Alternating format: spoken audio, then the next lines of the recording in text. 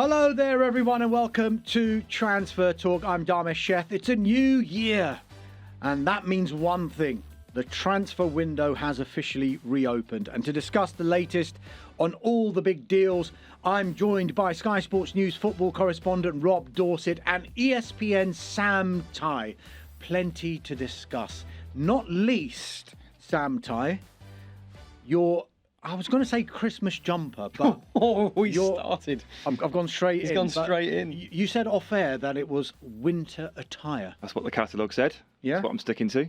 Very good. There's no Rudolph on this jumper. There isn't? No. Is it new? It's newish. Mm-hmm. I would say in 2 degrees or lower, a turtleneck is completely justified these days. Fair enough. To be fair, it looks good. Yeah, thank you. It does. It does. And Rob, good Christmas, good New Year? Yeah, it's been busy, hasn't it? I blame Manchester United, but lovely, thank you. How about you? Did you get any time off? I did, yes. Thanks very much. I had Christmas off for the first time in a number of years, and Unheard was in salubrious Windsor. Oh, very nice. Yeah, too. my cousin was hosting, so You part of the royal family, or is no, that no, just... no, far from it. No, you've been off we the did side, we did yeah. walk past the castle though, yes. Okay. As you do. But yeah, it was very, very nice. But away we go again. It's relentless. The transfer window is open. Rob, the name is a giveaway. It is the Transfer Talk podcast. But the hiring and firing of managers obviously plays heavily into that. Are you surprised?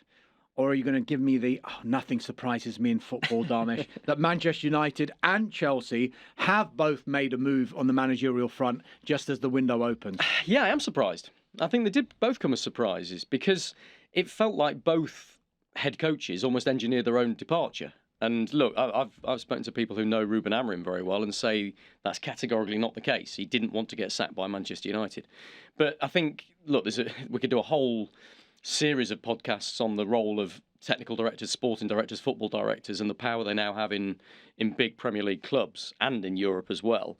And that we've seen that at play here. That they both, Maresca and Amorim, fell out with their bosses above, and they were clearly both very unhappy with that arrangement, and they didn't last very long in their jobs. I think the speed of both of them was a surprise, especially Amorim. I mean, look, we heard Maresca saying a month ago that he was unhappy with the situation at Chelsea and that things weren't right behind the scenes. Whereas with Amorim, it felt like it was a pretty sudden decision because of a pretty quick breakdown in relations with Jason Wilcox, their football director. Sam, Rob says he was surprised. Were you? And if you were, which of the two surprised you the most? Yeah, I was surprised too. I'll probably take the opposite view here, just because, just looking at it slightly differently, Amorim had never really truly convinced over the course of 14 months. And 2 months ago, serious questions were being raised about his position as manager. So for it to tail off like this, it hasn't hugely surprised me. It did feel a bit sudden in the way it happened over the course of those 3 days. But the fact that he never really convinced in the first place, there were always question marks about that this was always possibly on the cards for me. Whereas Maresca, now, of course, it was foreshadowed, as you say, maybe a month ago when he did that press conference and he talked about how unhappy and how unsupported he was feeling. But the manner in which this unravelled over the course of about 36 hours, New Year's Eve into New Year's Day, was quite startling. So even if the blueprint was there and the first steps had been made, how quickly this derailed itself really shocked me. And the difference between the two situations is that Amorim is probably performing to task or roughly about where you would expect Manchester United to be. I thought Maresca had done a really good job of keeping Chelsea's heads above water, given the situations that he'd been facing, the short rest off the back of the Club World Cup, the lack of conditioning in the squad, Cole Palmer's injury for 2 months. I was just about giving him a lot of credit going into December, and it unravelled so fast. One thing, as an aside to this, when these managers or head coaches get employed in these positions, they know what they're walking into, number one. Now, it seems some cynics would say that they've engineered their own exits. And they almost wanted it to be a sacking because we know that a sacking compared to a resignation will mean you're going to get paid. With all of that in mind, do you think clubs who have these structures in place are going to actually modify the way that they draw up these contracts whereby when a manager comes in, or a head coach in this case comes in, when they leave, they're going to try and limit the kind of payoff that they will be due? That's a really interesting one, and I was talking to somebody close to the Manchester United situation about that very thing yesterday. And they made the point to me that when Amorim had come over from Portugal, from Sporting Lisbon, he was earning on about €2 million a year there, which is a very nice salary, thank you very much. But he more than what's 5 times? It's not quadrupled. Quadrupled and one. Quintupled. He more than quintupled. Thank you, Sam. He more than quintupled his earnings. And look, it's been made pretty clear to me that the payoff he's due from Manchester United is in excess of £10 million. So more than 5 times what he was earning. And so this person who's been very high up in a number of clubs at board level said to me, that's the problem with employing somebody who's making such a big jump. If their salary increases that much, he thinks that their motivation for doing the job is less. And we've talked about young players, haven't we? When they're given a big contract, sometimes they can take their foot off the gas and go missing for a while. He feels it's the same with head coaches when they make such a big step. So for Amorim, he knew that he was dealing with a lot of hassle. He was dealing with a lot of difficulties in-house. The relationships weren't working with Jason Wilcox and elsewhere. So why did he need that hassle? He could engineer his departure and get a massive payoff, 5 years' worth of money, more than 5 years' worth of money that he was getting at Sporting Lisbon, and he's probably not damaged him in terms of his CV anyway. Now, look, I've spoken to people close to Amorim on this, and they are adamant that he didn't want to leave Manchester United. He didn't. He's hurt by that. The fact that he had to leave his dream job. He knows it's probably the biggest job in football he'll ever have. And so it hurt him that happened. But he felt he was being micromanaged. He felt he was being not given the leeway and the time to make his own tactical decisions and choose his own teams. By contrast, the Manchester United perspective is, well, hang on, we have a structure. The director of football has to have an input. And after what happened against Wolves, it's perfectly normal for the director of football to want a conversation with the head coach and go, right, it's not quite working, what are we going to do differently? That came to loggerheads. That's why there was a massive blow-up between the two of them in that meeting on the Friday. And that's why ultimately he had to lose his job. But that difference of perspective that you're talking about, I think, is really fascinating. Just on, relating it to transfers now, because some sources have reported that the falling out between Amorim and the hierarchy at Old Trafford, namely Jason Wilcock, was due to the difference in opinion over how to approach the January transfer window. 2-part question, is that the case, and how does that sacking now of Amorim affect the January transfer window, if anything? It was a factor. But look, I don't think it's anything unusual that head coach wants more resources, wants new players in all the time. Director of football, club bosses go, well, actually, we've got to keep the finances tight. We've got to think about PSR. So it was a fairly natural situation that there was a difference of opinion over that. It wasn't the fundamental issue that led to Amorim falling out with Jason Wilcox and ultimately him getting sacked. But it was a factor. I know for a fact that Ruben Amorim was talking to them about Jean-Philippe Mateta. He was talking to them about Danny Welbeck as potential targets that he wanted to bring in January, because he doesn't feel Joshua Zirkzee quite up to it yet. He needs a bit more support up there. And obviously he's been playing a lot of attacking players out of position in that false nine throughout this season. That was never going to happen. Manchester United were never going to sanction that. They've got a long-term plan, and under Ineos, under Sir Jim Radcliffe, under Omar Barada, the chief executive, and under Jason Wilcox, they will not go back to short-term transfer hires. It's just as simple as that. They think that's cost them a lot of money in the past, and they're still trying to make up and deal with some of the mistakes from that. So I wouldn't say they were at loggerheads, but there was certainly a distinct difference of opinion. United was saying to Amorim, we've just spent £250 million while you've been here. The focus of all the money we spent in the summer was on 3 attacking players in Benjamin Sesko, in Mbeumo, and in Matheus Cunha.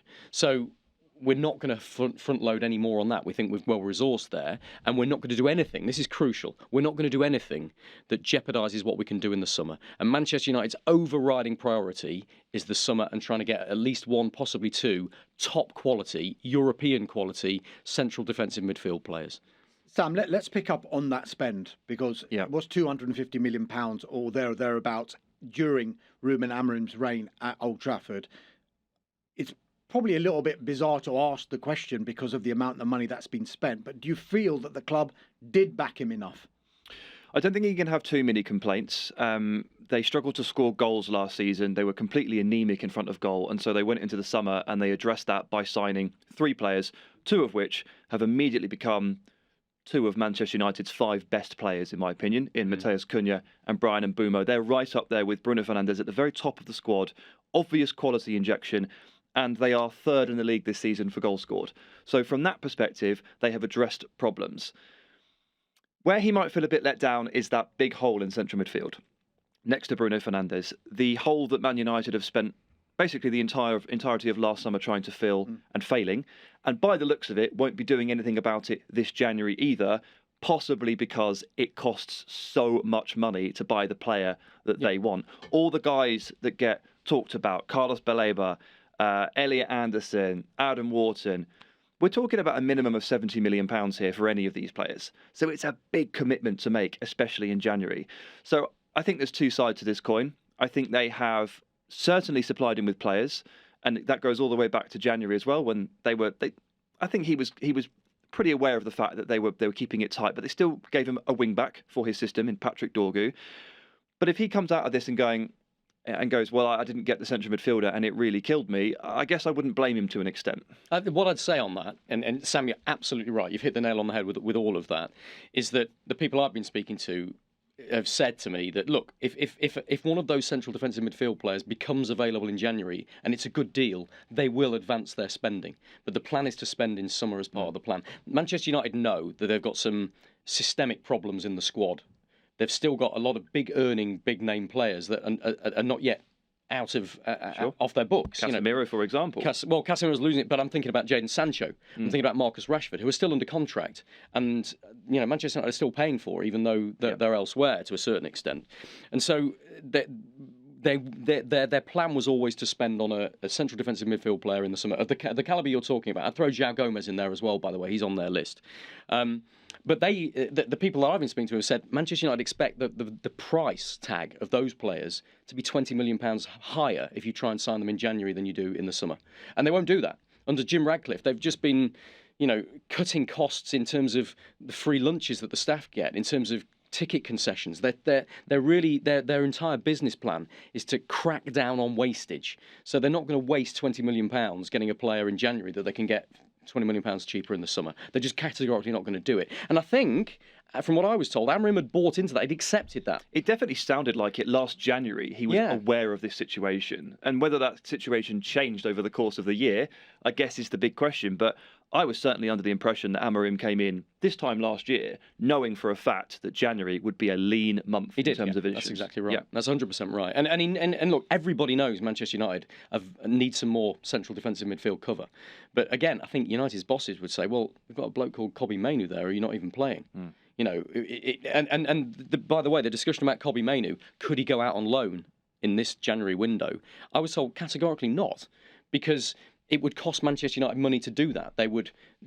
He's not on huge wages, Kobbie Mainoo at Manchester United, because he's come through the academy.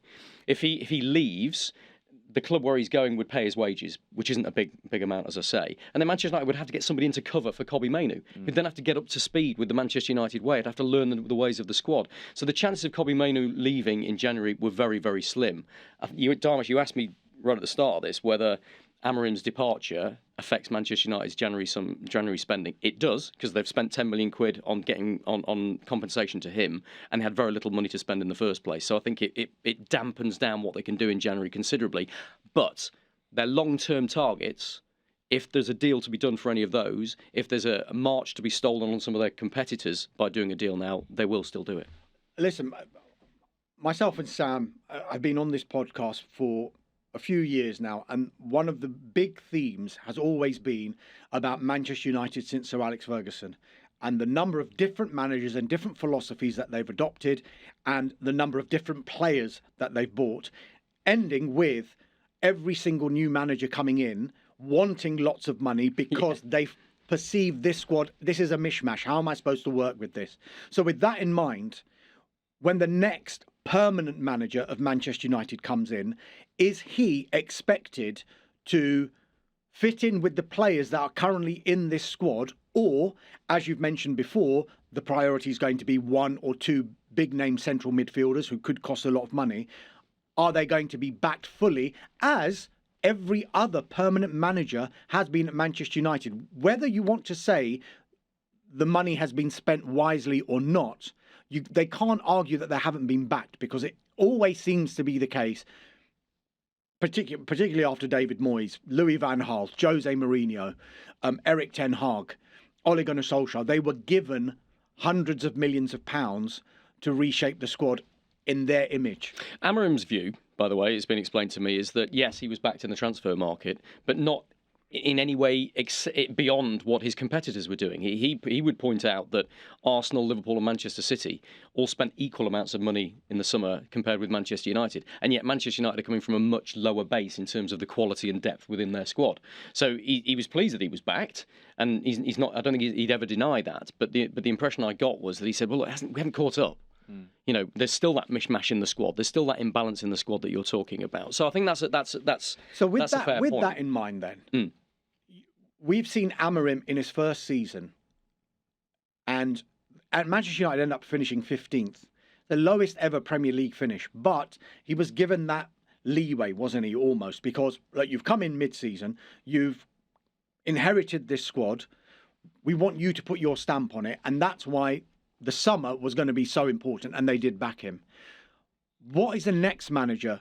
What kind of position will he be in? Because is he going to be given the same kind of leeway that maybe it's perceived Amorim was? That for me is the key question. And the truth is, I don't know. The truth is, I don't think anybody knows right now. And I think that is the debate that Manchester United are having internally with Jason Wilcox and Omar Barada and Sir Jim Ratcliffe about who they go for next, what type of manager they go for next. If you look at it, there's a lot of people talking about Oliver Glasner, and it's been suggested to me by one very good source that Oliver Glasner is top of Manchester United's wanted list in the summer.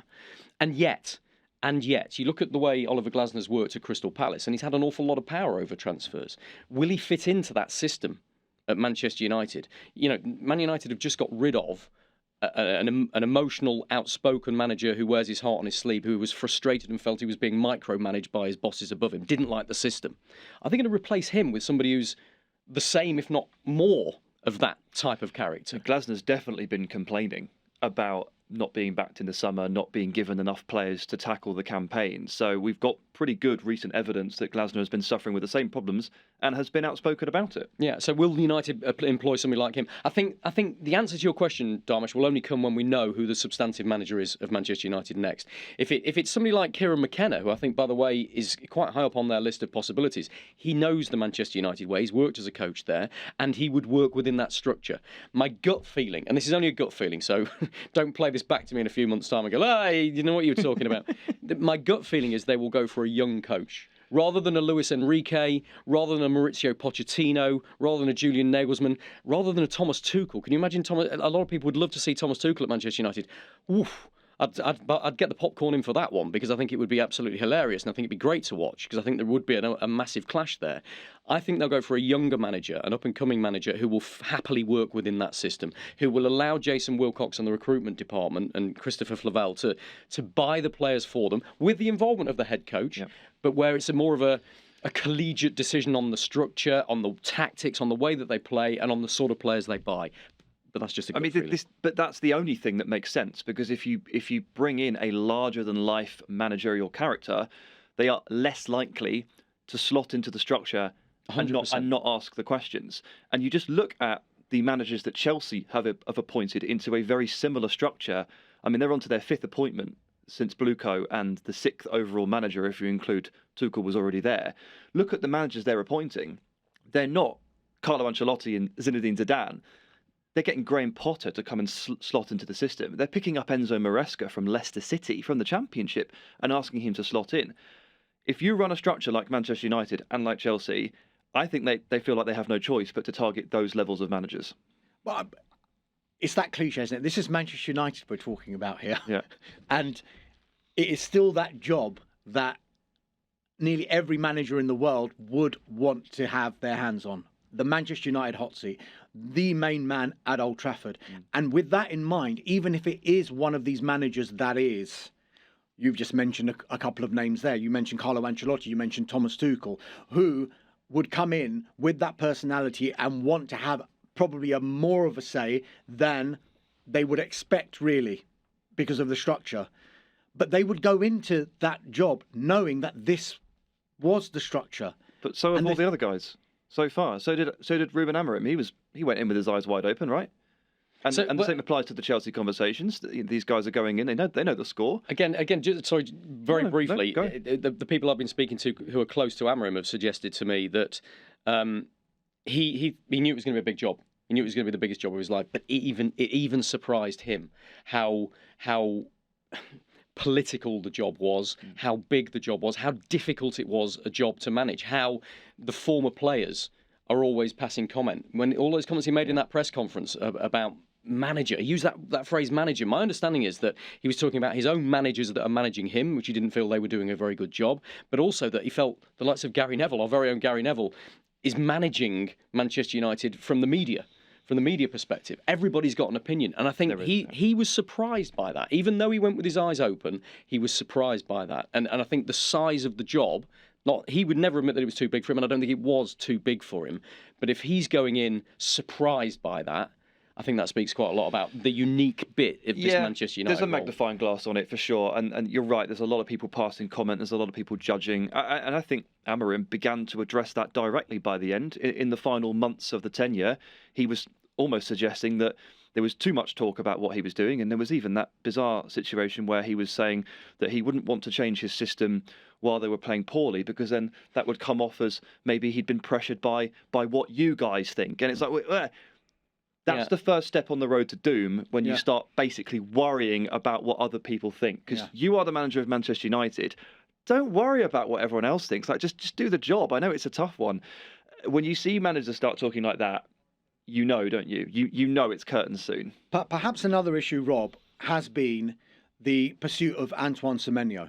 Because if Manchester United were serious about getting him, and they said to Ruben Amorim, OK, this is a player we can get, this is how much he's going to cost, it's whatever it was, a 60 to 65 million pound release clause.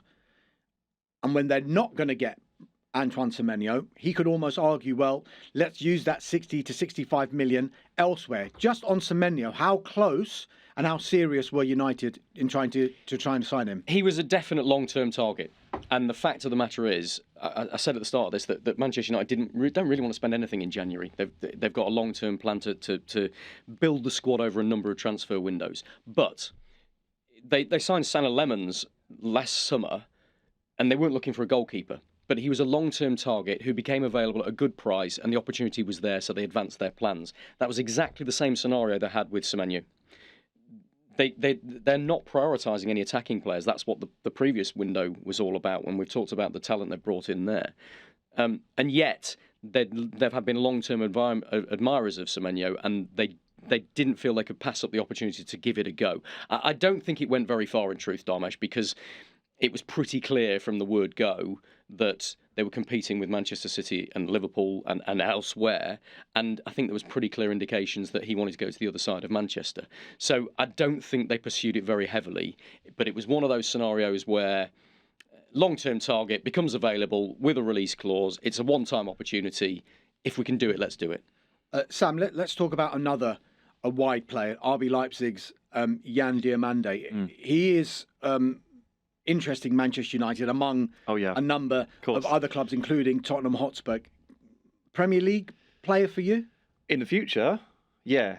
In 2026, I'd be surprised here, because the one problem for anyone interested in Yan Diomande is that RB Leipzig know exactly what they've got on their hands here. I mean, I think he's probably even surprised them at how quickly he's got off to an amazing start, but it's 8 goal contributions in about 800, just north of 800 Bundesliga minutes. Scored yesterday for the Ivory Coast in the Africa Cup of Nations. A terrific 1v1 player, like so shifty, such quick feet. He looks really special. Unfortunately for everyone else, RB Leipzig are very, very aware of this. And not only that, their business model is built on bringing young talent through and selling it on as part of that group. So they're sharp here. They're not going to let a talent like that go on the cheap, are they? Simple as that. I think really anybody gets a cheap deal out of Leipzig. It's pretty tough to do. Yeah. Sam, one other player, I think we mentioned him before, Carlos Baliba. Look, Brighton have ruled out a move in this January transfer window. United, of course, managerless at the moment, but for you, would he be the answer for Manchester United in that central midfield position, or is it one of the other midfielders that you guys have been mentioning so far, like Wharton or Anderson and Gomez? I think Balaba's a bit of a manager's dream, to be honest, because he's so multifaceted, and first and foremost among his qualities is the physical nature of it and the ground coverage that he can produce. Like, he's just everywhere. So from that perspective, in this increasingly physical and speedy Premier League setting, midfielders like Carlos Baleba are really, really important, and most of the high-performing teams have got a player like this. So I can certainly understand why they're provisionally interested. I will just caveat this with the fact that he's not had a particularly brilliant season, and I think indicative of that is the fact that he was brought off at half-time quite a lot in the first 3 months of the season. And it was only really, I think, in start of December, I saw him have his first really, really good game, like the Baleba that I know and the one that everyone wants. So maybe it's not the worst thing in the world that he's not going anywhere in January, because if you go and spend 70 to 80 to whatever it costs, £100 million on Carlos Baleba and pop him into this Man United midfield, what happens? You drive expectations through the roof. And if you're picking up a player who is probably at his lowest point of his Premier League career so far and dumping that pressure on him and asking him to play for Man United, it sounds like a recipe for disaster. So I think it's best for every party that they just sit this one out and wait a little bit. And of course, it's a transfer that's really complicated anyway, because he's still at the Africa Cup of Nations with Cameroon. They've progressed to the quarterfinals. So it's not like this is a particularly easy one to do anyway, right? Yeah. Rob, before we let you go, you talked about him in dispatches earlier on, Kobbie Mainoo. Now, looking from the outside and what's happened at Manchester United, it's one thing, the fans totally backing Ruben Amorim, which they did. They were singing his name at every single match, at Old Trafford and away from home as well. The Kobbie Mainoo issue was something that did irritate the fans, though. And it's one thing dropping a player who is a fantastic footballer, but it's another thing dropping a player who's a fantastic footballer, but also perceived to be one of their own. Now, how much do you think the issue with Kobbie Mainoo and him not picking Kobbie Mainoo played in his ultimate sacking? I don't think it did, actually. I think it was down to the relationships that we've discussed and the friction there. But the Kobbie Mainoo situation at Manchester United is fascinating, and you're 100% right in what you've described there. And Manchester United fans don't get it. You've got a player here who was at the heart of England's midfield in the European Championship final in Berlin. Was deemed to be England's best number 8 by Gareth Southgate for a major tournament final, and then in the immediate season thereafter, he can't even get off the bench, and never mind a thought of starting a Premier League game. How has that fallen from grace quite so fast? And what is Ruben Amorim thinking?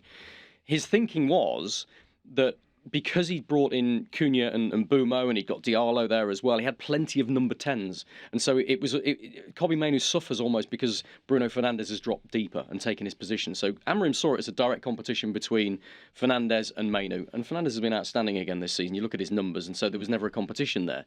But again, I think that there was a friction there from Jason Wilcox going, we've got this talent on the sidelines who we're just not using.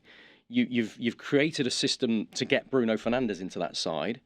There has to be a way of creating a system to get Kobbie Mainoo in there as well. And why are we looking for spending £80 million plus on a top midfield player, central midfield player in the summer, when we've got one who we're not using at the moment? So I think all of that did play into the tension and the lack of understanding between the two.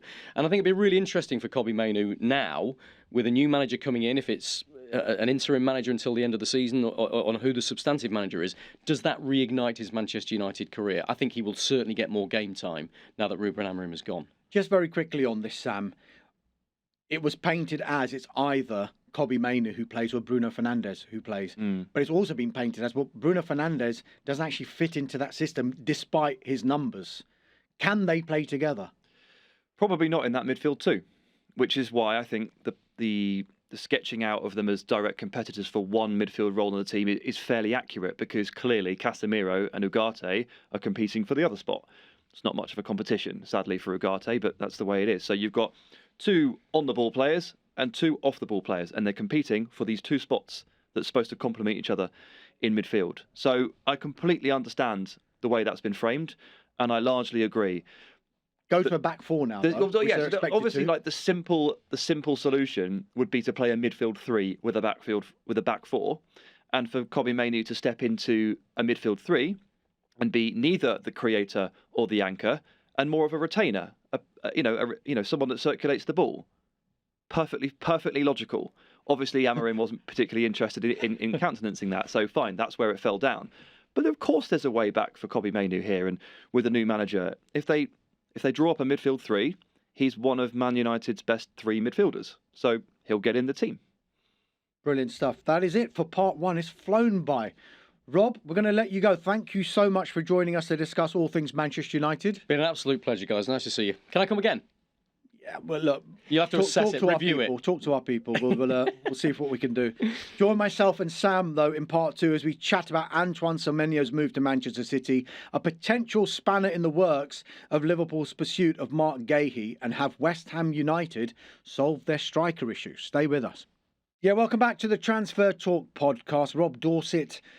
Part-time Rob Dorsett, isn't he, Sam? Sam Tighe has decided to stay with me. We're going to discuss the other half of Manchester now. We've discussed United, but let's discuss Manchester City because they're on the verge of the biggest transfer of the window so far, and possibly it could be the biggest transfer of the window by the end of it. Certainly, yeah. It is Antoine Semenyo, of course, very close to joining in a deal worth £65 million.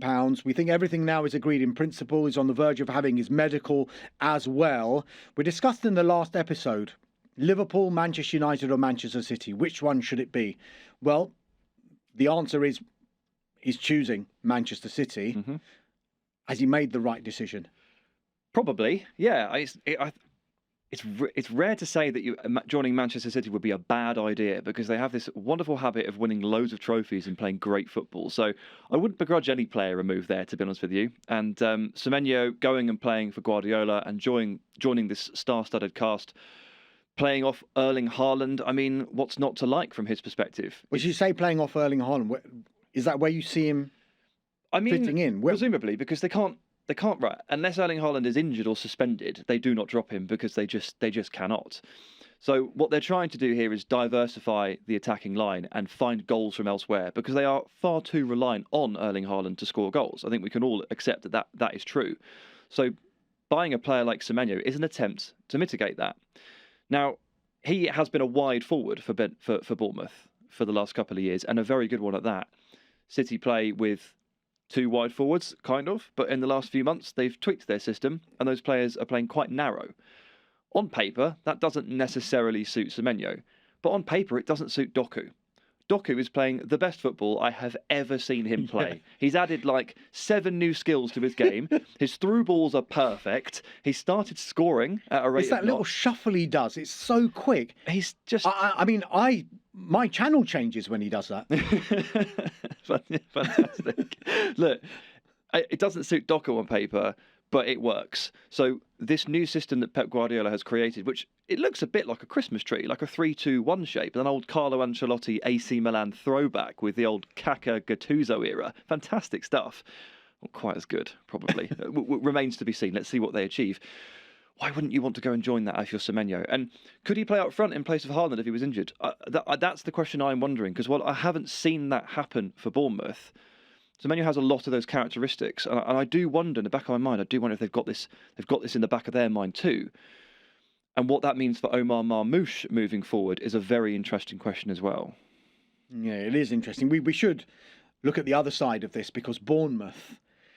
I mean, look at the players that they've sold of late. Zabarnyi, Dean Howson, Milos Kerkesh, Dango Ouattara, Dominic Solanke, if you go back a couple of years as well, all left for huge money. If you look at how much they brought in, that's £300 million worth in player sales in 2 seasons. But they keep rolling on. They keep achieving great things. They look like an established Premier League team every single season. They seem to improve every single season. Currently, they're not on the greatest run. Yeah, well, so they're 4 points off 6th. I mean, yeah. It is incredible business. So on the one hand, yes, we can discuss that incredible business. Is there a worry in the back of your mind that at some point the well might run dry with regard to replacing these players?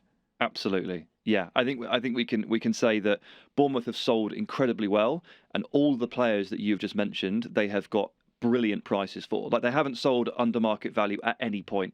At any point, they've been brilliant at getting a lot of money in for these players. But it is starting to leave the cupboard a bit bare, isn't it? Let's be honest. I mean, Semenyo being the latest one, most of their back four or rear guard was sold off or let go in the summer.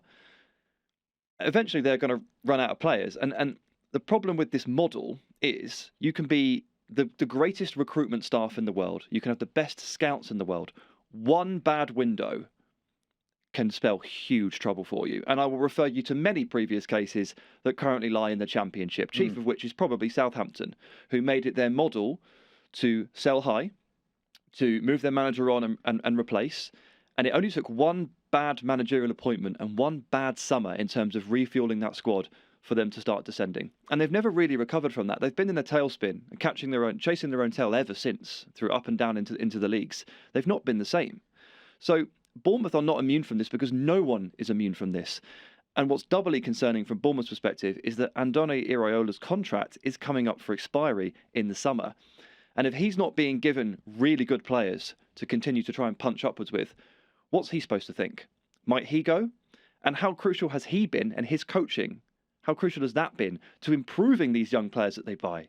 Milos Kerkez being an absolutely prime example, picked up from the Netherlands for less than 10 million and then sold on for 40.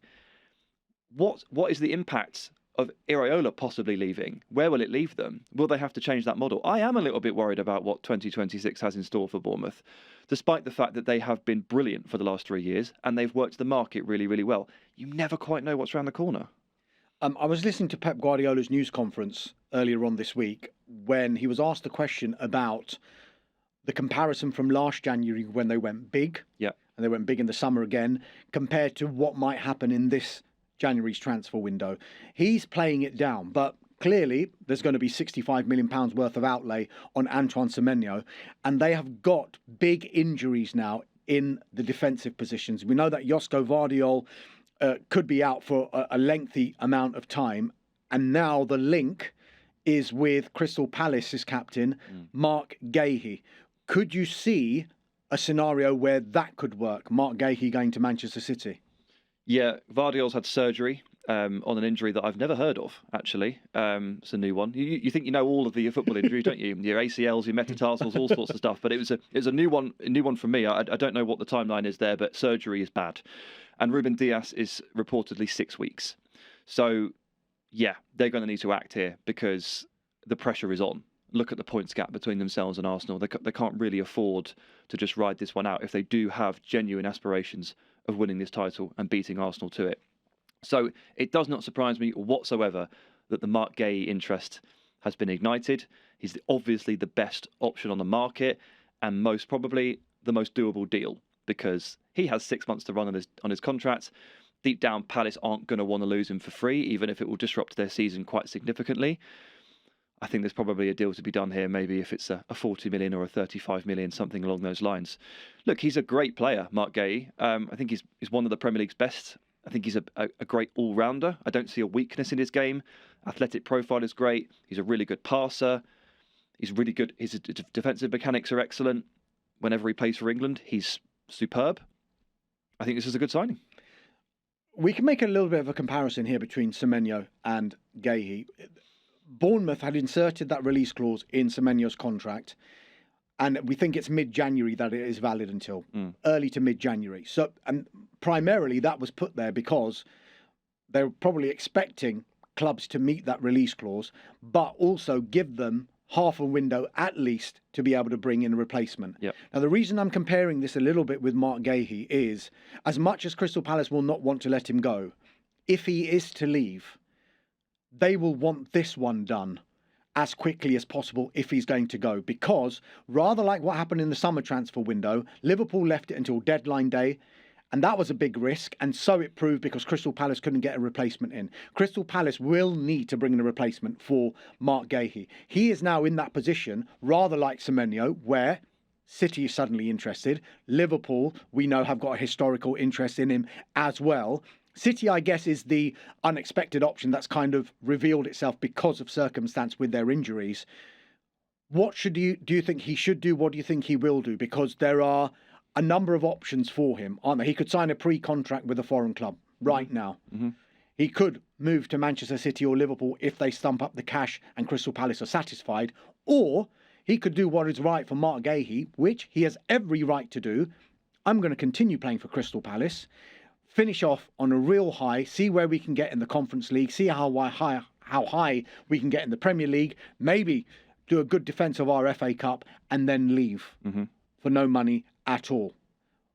What's the choice? He's holding all the cards, but what is the best for him, do you think? He's holding most of the cards, yeah, because it's still Palace's decision whether or not they were to accept a bid for him in January. So that's the one difference. All of the options you've listed there sound great. Like, there are no bad choices for Marc Guehi. He's the captain of Crystal Palace. They adore him. They're in the middle of what could be another trophy-winning season. So staying there is by no means a bad thing. Taking a pre-contract with Barcelona or Real Madrid would be an incredible move from a footballing perspective and from a life perspective. Or joining a title-chasing team, a Champions League chasing team like Man City or Liverpool this month would also be great. So I'm not gonna sit here and tell Marc Guehi what to do. It's completely up to him, and how the cards fall is how the cards will fall. I just don't see a bad choice here. If I have to pick from his perspective between City and Liverpool, I would choose Liverpool, because City are reacting to an injury crisis, and Guardiola and Diaz are really important players for City. Guardiola is one of the best defensive talents of his generation, and Diaz has been a leader in this team for a very long time. How much football are you going to get when those two are back in service versus what's happening at Liverpool with a 34-year-old Virgil van Dijk, who in my opinion is showing the first sort of signs of an inevitable decline, and Ibrahima Konate, who still hasn't signed a contract, and Real Madrid reportedly want and would leave on a free in 2026. Where's the football? Where's the consistent football? Is the question for Marc Guehi. And for me, it's Liverpool. For me, that change is coming sooner. City brings more question marks, but it would bring a potential title challenge this season, which I think, if we're being honest, Liverpool aren't in contention for this term. You lead me to a final question on this because of that title challenge. Because of the injuries that they've got, is City's title challenge now dependent on whether they bring in someone in that position to cover these injuries for Guardiola and Diaz? Based on the last 15 minutes of that Chelsea game, yes.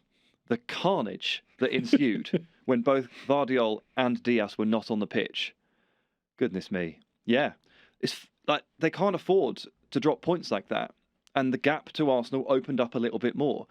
Arsenal have already weathered a ridiculous injury crisis and managed to come out on top of it and stay at the top of the league for several months, despite losing Saka, despite losing Odegaard, despite losing Gabriel and Saliba at the same time. They have ridden out one hell of a crisis, and it's squad depth that has got him there. City's squad depth right now in short term looks really poor. So I think we're all aware of the fact that this could cost them. And I think the fact that this has cropped up, the fact that City are starting to show this interest, is evidence that they know that this is true. They know that this could be the decider. And this could work in Crystal Palace's favour, because they could smell desperation here. They could. And even though he's only got 6 months left on his contract, maybe if it was to be Manchester City who are going for him out of necessity rather than Liverpool going for him because they've got a historical interest in the player, they could maybe raise the price for him if it was City, couldn't they? Totally, yeah, absolutely. I mean, if Palace in the back of their minds were thinking, we're going to have to sell him this month, then what happened on Sunday is a godsend, because it's given them some power where ordinarily they probably would not have had that. So it's great for them, and if they can squeeze an extra £5 or even £10 million out of this deal, if it were to happen because of this, then that's great for them. It's still early in the window. Let's see how that one materialises. It is early in the window, as I mentioned, but if we're talking about desperation, let's talk about West Ham United, because they are in a pickle at the moment, Sam. We've discussed the curse with strikers and their struggles at finding someone that's very reliable in that number 9 position. They've already recruited 2 forwards in this transfer window. Defeat against Forest and Wolves looks really, really damaging at this point. That's why I think Nuno Espirito Santo is still pushing for more signings. Let's look, first of all, at Tati Castellanos. He's joined from Lazio on a 4.5-year contract. There's an option for a further year as well. He was reportedly one of the club's key targets. Okay. This is where you come into your own.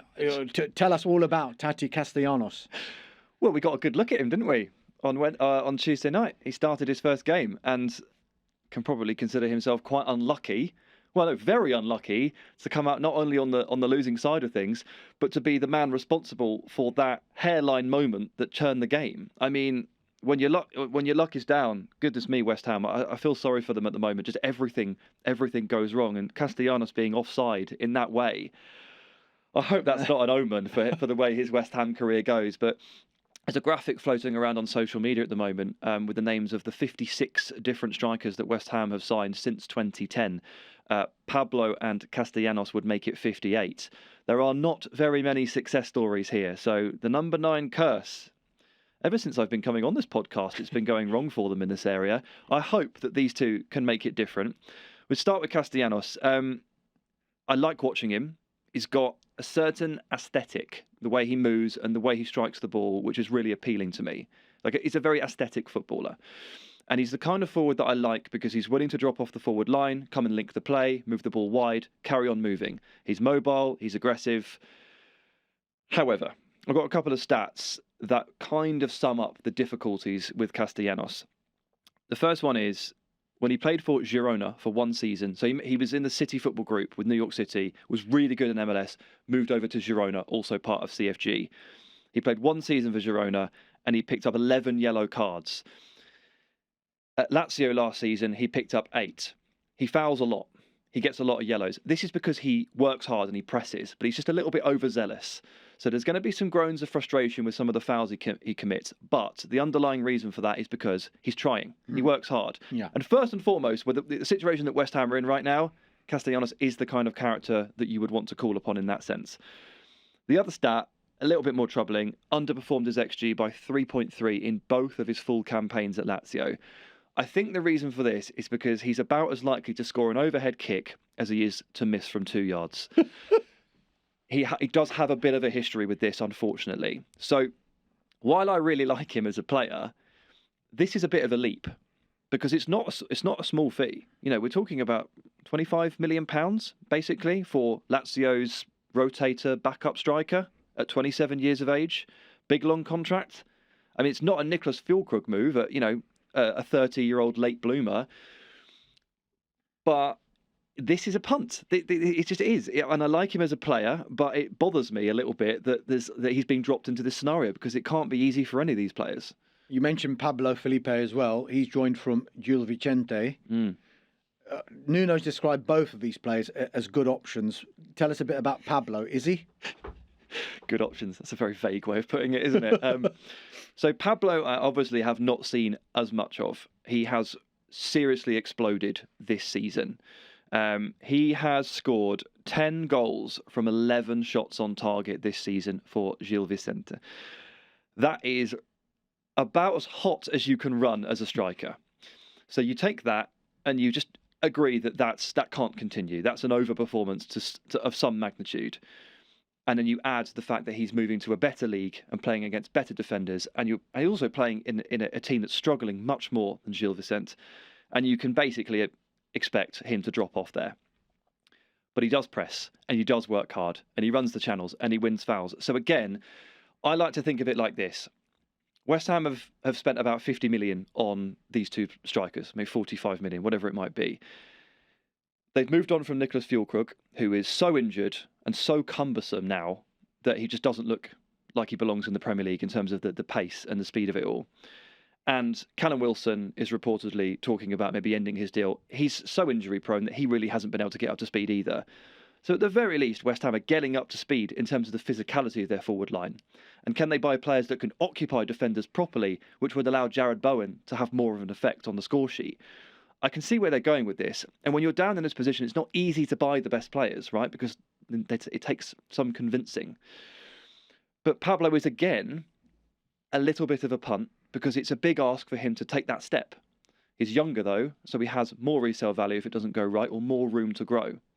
I've got one more thing to say on Pablo, which I think you'll enjoy. So he was signed by Gilles Vicente from Famalicão. Because of the 50% sell-on clause that Famalicão have in this deal, they've netted £8 or £9 million from this. It goes down as one of Famalicão's best ever sales. He's in their top 5 most expensive departures, despite the fact that it's not a deal between Famalicão and West Ham, which is great. Look, given everything you've said there, I just feel it sounds a little bit risky because of the position West Ham United are in. These two signings feel like a club. It should be a club that's safe in the Premier League and ease your way into the league. They can't ease their way into the league. This is make or break now. We're in the back half of the season. They need points. They are stranded in the bottom 3. They are one of the favourites to go down now. And coupled with that, you mentioned Callum Wilson. Yes, injury prone. However, a player that knows the league and has scored goals in the league. Does it feel a little bit risky to you what they've done? I think it is. Of course it's risky. But they don't really have a choice. The strikers aren't queuing up to join West Ham right now because they'll look at the league table and they'll assess the situation. They might even see that graphic on social. You never know. But this is a really hard place to recruit from. So in this situation, I put myself in the shoes of a sporting director or a decision maker in this situation. What am I looking for beyond anything else? I'm asking for a player who will work hard, who will muck in, who has the right mentality, either because they're a gritty individual like Castellanos or because they have everything to prove and they're on a career ascent like Pablo. So I can see how they ended up in this situation for sure. It's not like they've got strikers that they can pick from here, there and everywhere. It will be a smaller pool. And you look at the mental attributes of the player here because of the situation they're in. Can you hack it? And I hope that these two players can. I think Castellanos can. I think he's the right kind of personality for this situation. Problem is, he's probably the bigger reach of the two because he's the more expensive and more established addition. Pablo, as an £18 million up-and-coming punt, I mean, he'll be really handy in the Championship next season if they were to go down. Castellanos is a different situation. Another player that West Ham are looking at is someone Nuno knows very, very well, Adama Traore from Fulham. Of course. Good fit? Sure. I mean, of course. If Nuno wants him, Nuno knows how to use him. It's like a 6-month deal, isn't it? So why not? Okay. I don't really have much more to say on that. Sorry. No, it's Nuno and Adama Traore. Yeah, it works. Cool. That fits. Okay. Now, West Ham were also looking at the Wolves striker Jurgen Strand Larsen. I think they were being quoted around £40 million. Probably a bit too much for West Ham United, and clearly they've gone and spent that money elsewhere on Pablo and Castellanos as well. But it doesn't seem to, at this stage, to have deterred Nottingham Forest. So I'm waiting for the famous Sam Tighe catchphrase. It's probably £10 million too much. Is it? No, you're not getting that from me on this one, I'm afraid. No. So Jurgen Strand Larsen, £40 million. Do you remember what price he was in the summer when Newcastle were sniffing around? He was into the 60s. Yeah. So we're down by a third here. Did you have to wait a bit longer? Would it go down again? Jurgen Strand Larsen has had a terrible season, but it's not really his fault, right? The Wolves have been really poor overall. He's had very little service. How can you function in a team that is that dysfunctional as a striker? And a lot of strikers' output is reflective of how well a team is performing and functioning because they're the end piece. So if the team doesn't work, the striker's not going to be in a great place. So I don't hold this season against him. And we've got 2 seasons, one at Celta Vigo and one last year at Wolves, to show us that Jurgen Strand Larsen is a really good player. And he has a season in the Premier League, which means he's proven. So £40 million, when you look at the market, you look at the price of Castellanos and you look at the price of Pablo and you compare it to maybe like a Semenyo and all the other players that moved last summer for 50 and 60 million, 40 sounds about fine for Jurgen Strand Larsen. I don't have an issue with that. And if Forest are going to take a look at that, fair enough. I tell you what has been fair enough. It's been your contribution today, Sam, even with that jumper on. It's a lovely jumper. It is. I'm actually going to privately ask you where you've got it from. But thank you very much indeed for your time on Transfer Talk this afternoon. Thank you. And thank you to everyone that is listening, wherever you've been listening, in your cars or on the train, in the wind or in the rain, in your house or in the shed, on your couch or in your bed, on the hills or in the valleys, in the streets or in the alleys, out for a run or maybe a walk. It's chilly out there. Thanks for listening to Transfer Talk. And that's for sure.